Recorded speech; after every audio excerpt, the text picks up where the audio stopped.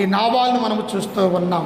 ఈనాడు కూడా మన యొక్క జీవితాలలో దేవుడు చేసిన ఉపకారాలని, దేవుడు చేసే ఆశ్చర్య కార్యాలని, దేవుడు చేసే ఆశీర్వాదాలని నువ్వు మరిచినట్టయితే దేవుడు నిన్ను కూడా ఒకానొక సమయంలో మర్చిపోతాడు అని మనము జ్ఞాపకం చేసుకోవాలి. అప్పుడు ఏం చేశాడో చూడండి దావీదు.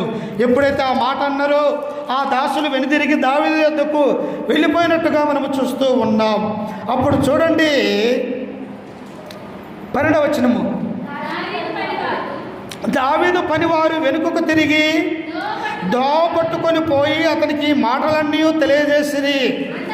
అంతటా దావీదు వారితో, మీరందరూ మీ కత్తులను ధరించుకొనుడనగా వారు కత్తులు ధరించుకొనిరి. దావీదు కూడాను కత్తి ఒకటి ధరించుకొనెను. దావీదు వెనక దాదాపు 400 మంది బయలుదేరగా 200 మంది సామాను దగ్గర. దావీదే సామాన్యమైన వ్యక్తి అమ్మా, వ్యతిరేకించడానికి. దావీదే మనలాంటి మనిషి అనుకుంటుండ్రా. దావీదు యుద్ధానికి పోతే 1000 మందిని ఒక్కసారి చంపగలిగినటువంటి కెపాసిటీ కలిగినటువంటి వాడు. ఎలా వచ్చినది ఆయనకు నైపుణ్యము? దేవుడిచ్చాడు, దేవుని చేత ఆశీర్వదించబడ్డాడు. దేవుని దయ దావీదు మీద ఉన్నది కనుక ఆయన ఏ యుద్ధానికి వెళ్ళినప్పటికీ కూడా యుద్ధంలో ఆయనకు జయాన్ని ఇచ్చినట్టుగా మనము చూస్తూ ఉన్నాం. వెంటనే ఆ పనివారు వచ్చి, అయ్యా నాబాలు నీకు మాంసాన్ని కానీ భోజనాన్ని కానీ ఆహారం కానీ పెట్టనని అన్నాడు, మనం ఏం చేద్దామన్నప్పుడు ఆ 400 మంది ఆ పనివారితో అన్నాడు, మీ కత్తులు మీరు ధరించుకొనడి, నేను ఒక కత్తిని ధరించుకుందాం. ఆ నాబాలు వాడితో ఉన్నటువంటి వారు ఎవరైతే ఉంటూ ఉన్నారో వారందరినీ హతము చేసి వాడి ఆస్తిని మనం తీసుకుని వద్దాము అని చెప్పేసి దావీదు ఏం చేశాడో తెలుసా? బయలుదేరి ఇక నాబాలు యొక్క కర్మేలు ఆ పట్టణానికి ఆయన వెళ్ళిపోతూ ఉన్నాడు. ప్రియుల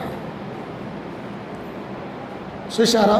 వివేకం లేకపోతే, తెలివి లేకపోతే, జ్ఞానం లేకపోతే అక్కడ ఏమొస్తుంది? అక్కడ చనిపోవడానికి అవకాశం ఉన్నది.